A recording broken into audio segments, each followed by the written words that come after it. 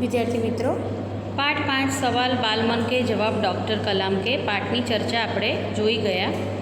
હવે આપણે અભ્યાસ પ્રશ્નોત્તરની ચર્ચા જોઈશું। मित्रों, अभ्यास प्रश्नोत्तर में प्रथम प्रश्न, यदि आप इन प्रश्नकर्ताओं में होते तो आप कौन कौन से प्रश्न पूछते। तो मित्रों, आ सवालનો જવાબ છે દરેકનો પોતાનો પર્સનલ હોઈ શકે છે વિચાર। એમાં તમે अलग अलग प्रश्न पूछी सको છો कि आज के राजकारण में लोग जाना नहीं पसंद करते, पढ़े लिखे लोग या अच्छे तो मतलब कम लोग जाते हैं जो हमारे जैसे घरों में से आते हैं। लोग डरते हैं इस जगह में जाने के लिए, लेकिन अगर अच्छे लोग राजकारण में जाएंगे तो देश का सुधार होगा। फिर आज की जो शैक्षणिक पद्धति है उनमें कैसे बदलाव कर सकते हैं, हमारी जो शिक्षण पद्धति है और जो नौकरी और व्यवसाय के लिए और अभ्यास के लिए वैसे जैसे प्रश्न आप सोचकर पूछ सकते हैं।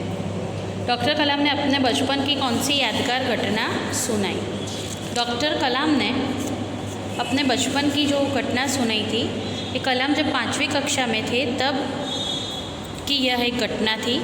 उनके शिक्षक श्री शिव सुब्रमण्यम अय्यर विद्यार्थियों को बता रहे थे कि कोई पक्षी कैसे उड़ता है। वे विद्यार्थियों को रामेश्वर के समुद्र तट पर ले गए और वहाँ उन्होंने विद्यार्थियों से उड़ने की क्रिया का जीवंत उदाहरण बताया। डॉक्टर कलाम ने कहा कि इस घटना का उनके मन पर गहरा असर पड़ा और आगे उन्हें विज्ञान पढ़ने की प्रेरणा भी मिली। तीसरा प्रश्न, आपकी यादगार घटना बताइए। मित्रों, यह भी घटना है जो सबके साथ अपने जीवन में घटी हुई कोई यादगार घटनाओं के, अगर हम छोटे थे, घर में कोई एक्सीडेंट हुआ, हमारे सामने अगर कोई एक्सीडेंट हुआ, जैसे कि घर में आप और आपके भाई या बहन छोटी घर में अकेले हैं, कोई शॉर्ट सर्किट हुई या कोई भी घटना के रास्ते में जा रहे हैं और आपने कहा आप लोग जा रहे हो और रास्ते में एक बड़ा भयंकर एक्सीडेंट दिखा, फिर आप अपने गांव में हो और बाढ़ आई हो, जैसी कोई भी यादगार घटना जो आपके जीवन में बनी हो, उसके बारे में आपको लिखना है। अपना लक्ष्य प्राप्त करने के लिए आप क्या क्या करते हैं। तो अपना लक्ष्य प्राप्त करने के लिए सभी लोग अपने तरीके से ही तैयारी करते हैं, लेकिन ऐसा है कि आज के ज़माने में लोग ऐसा ही सोचते हैं कि सिर्फ डॉक्टर इंजीनियर ही बनना नहीं है, लेकिन आज ऐसे विकास के क्षेत्र है जैसे कि वैज्ञानिक बनना, लेखक बनना, और आज तो जो इंटरनेट और जो सुविधाएं हैं कंप्यूटर के द्वारा, इससे तो लोग आज ऐसा नहीं है कि कोई एक ही तरीके से जो पहले से ही परंपरागत जो व्यवसाय सोचते हैं वही लोग सोचें। आज बच्चों के लिए अगर जब बाहर निकलते हैं तो उनके लिए बड़ा विश्व है अपनी दिशा तय करने के लिए।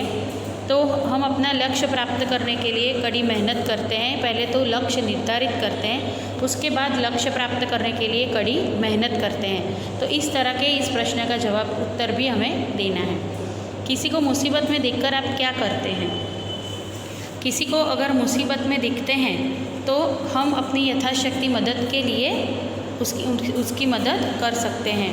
अगर कोई किसी का एक्सीडेंट हुआ हो या कोई बीमार पड़ा हो तो सबसे पहले उसे ज़रूरी जो हो सकता है मदद वो कर सकते हैं। हम अभी छोटे हैं तो हम किसी को ज़्यादा कोई ऐसी मदद नहीं कर सकते, लेकिन हम हमारी उम्र के हिसाब से जितनी भी हो सके उसी तरीके से मदद कर सकते हैं।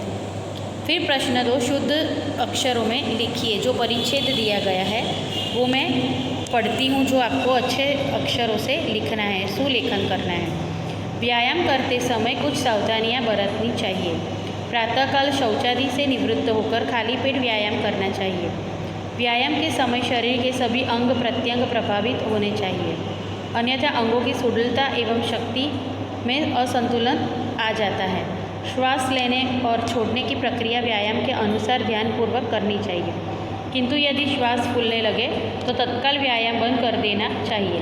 व्यायाम में नियमितता का होना अत्यंत आवश्यक है। उसके बाद तीसरा प्रश्न कि बचपन में हमें किस भाषा को प्रमुखता देनी चाहिए, मातृभाषा या अंग्रेजी, क्यों।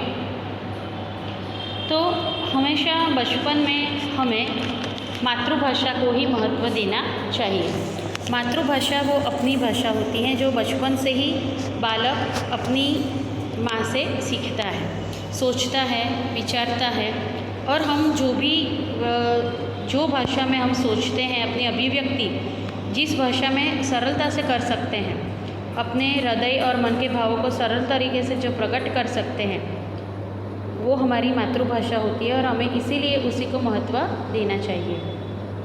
फिर जो आज विश्व की भाषा है अंग्रेजी, वह हमें पढ़नी चाहिए, लेकिन वो हमारे माध्यम के लिए ज़रूरी नहीं है, क्योंकि उसमें हम इतने पारंगत नहीं होते हैं। जब छोटे होते हैं तब हमारे लिए हमारी मातृभाषा में सोचना, विचार करना और पढ़ना ज़्यादा ज़रूरी है। अगर हम धीरे धीरे बड़े होते जाएंगे तब हम अलग अलग भाषाओं को सीखेंगे और उसके साथ हम अंग्रेजी को भी अच्छी तरह से सीख सकेंगे।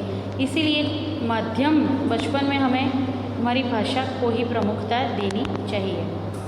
अनुमान लगाओ कि 2020 में और आपके आसपास क्या देख रहे हैं, तो प्रस्तुत कीजिए। अगर ये भी हमें अपने आप ही सोचकर लिखना है कि अगर 2020 में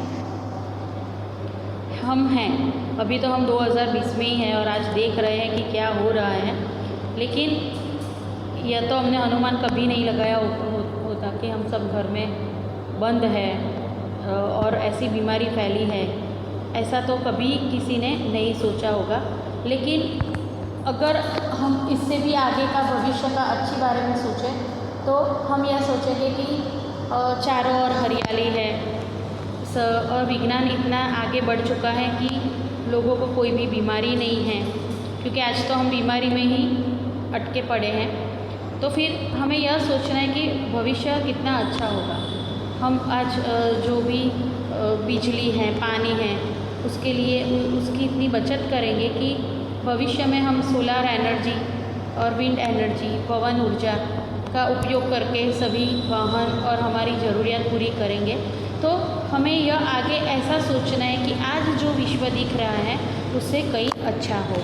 तो मित्रों, स्वाध्याय प्रश्नोत्तर की चर्चा हम नेक्स्ट वीडियो में देखेंगे। आभार।